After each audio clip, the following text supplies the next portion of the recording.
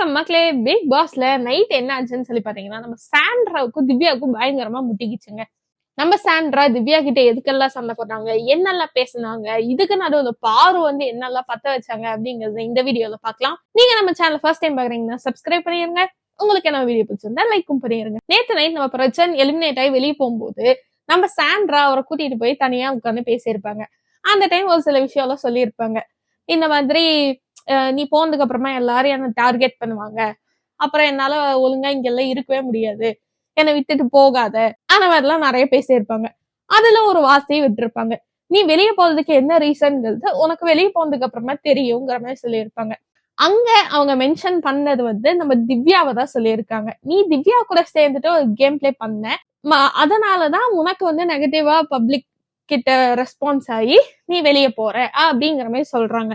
பேசிக்கா நமக்கே என்ன ஃபீல் ஆச்சுன்னு சொல்லி பாத்தீங்கன்னா, நான் சாண்ட்ரா உள்ள இருக்க வேண்டிய ஆளே கிடையாது. பிரஜன் கூட தனியா விளையாடுறேன்னு சொல்லிட்டு ஏதாச்சும் ஒண்ணு பண்ணுவாரு. ஆனா சாண்ட்ரா அந்த மாதிரி எதுவுமே பண்ண மாட்டாங்க. வெளியே போக வேண்டிய ஆளும் சாண்ட்ரா தான். பட் ஏதோ ஒரு மைன்யூட் ஓட் டிஃபரன்ஸ்ல மேபி பிரஜனுக்கு கம்மி ஓட் வந்து அவர் போயிருக்கலாம். உடனே நம்ம சாண்ட்ரா அவங்க தான் இது காரணங்கிறத மறைக்கிறதுக்கா இல்ல என்னன்னு தெரியல, திவ்யாவை பார்த்து இந்த மாதிரிலாம் போர்ட்ரே பண்ண ஆரம்பிச்சுட்டாங்க. அப்ப அன்னைக்கு நைட் என்ன ஆகுதுன்னு சொல்லி பாத்தீங்கன்னா, எல்லாத்துக்குமே அடுத்த வாரத்துக்கான ட்ரெஸ் எல்லாமே வந்துடும். அப்ப அதை உட்காந்து அடுக்கி வைக்கணும்ல. அதை அடுக்கி வைக்கும் போது நம்ம திவ்யா வந்துட்டு ஒரு ஸ்பேஸ் வேணுங்கிறதுக்காக நம்ம சாண்ட்ரா கிட்ட உங்க ட்ரெஸ் கொஞ்சம் எடுத்துக்கோங்கிற மாதிரி சொல்லியிருக்காங்க. நம்ம சாண்ட்ராவும் அதெல்லாம் நவுத்தி வச்சுட்டாங்களாம். அதுக்கப்புறம் சும்மா அந்த கபோர்டை இப்படி ஓபன் பண்ணும்போது நம்ம சாண்ட்ரா பயங்கரமா கத்துறாங்க. எதுக்கு திவ்யாவை பார்த்து அப்படி கத்துறாங்கன்னே தெரியல. நீ வெளியே போ, நீ எதுக்கு எதை பண்ற, நீ எதுவும் பண்ணாத போ அப்படிங்கிற மாதிரி. இதுக்கு நம்ம சாண்ட்ரா ட்ரெஸ் அவங்க எடுத்து வைக்கதான் வந்தாங்க. அதுக்கு வந்து அந்த அளவுக்கு கத்துறாங்க. அது கத்த வேண்டிய அவசியமே இல்லை. ஆனா நம்ம திவ்யா இருந்துட்டு அப்பயும் பொறுமையா தான் கேட்டுட்டு இருக்காங்க. நான் இப்ப என்ன பண்ணேன்னு சொல்லி கத்துறீங்க, என்ன ஆச்சு என்ன ஆச்சுன்னு சொல்லுங்க, என்ன ஆச்சுன்னு சொல்லுங்கன்னா நம்ம சாண்ட்ரா உனக்கு தெரியாதா உனக்கு தெரியாதா என்ன சொல்ல வச்சிடாத அப்படிங்கிற மாதிரி எல்லாம் பேசுறாங்க. விஷயம் என்னதான் ஆச்சுன்னு சொல்லுங்கும் போது இவங்க ரெண்டு பேரும் கத்துறத பார்த்துட்டு எல்லா பாதி ஹவுஸ்மேட்ஸ் வந்து வந்துட்டாங்க. நம்ம கம்ருதன், சுபிக்ஷா, சபரி இவங்க எல்லாம் வந்துட்டாங்க. இவங்க எல்லாம் வந்ததுக்கு அப்புறமா நம்ம திவ்யா கிட்ட நீங்க வெளியே வாங்க, அவங்க வேற ஏதோ ஒரு இதுல இருக்காங்கிற மாதிரி நம்ம சபரி சொல்றோம். இதை கேட்ட நம்ம சாண்ட்ரா சபரியை திட்டுறாங்க. என்ன வேற ஏதோ உனக்கு தெரியுமா, நான் என்ன வேற ஏதோ என்னன்னு சொல்லு அப்படிங்கிற மாதிரி திட்டுறாங்க.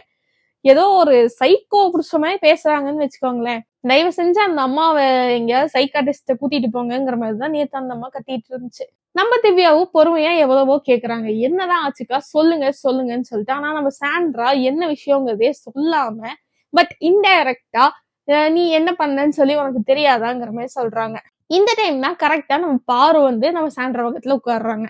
நம்ம பாருக்கா என்ன பண்ணும், பத்த வச்சு எரியறதுக்கு மேல எண்ணெயும் ஊத்தும். அதேதான் இது இன்னைக்கும் பண்ணிருக்கு. சாண்ட்ரா அவ்வளோ இதை திவ்யா கிட்ட சண்டை வச்சுட்டு போது சாண்ட்ரா சொல்றது என்னன்னு சொல்லி பாத்தீங்கன்னா, நான் வந்து எவ்வளவு பெரிய கஷ்டத்துல இருக்கேன், நான் என்ன சுச்சுவேஷன்ல இருக்கேன்னு தெரியும்.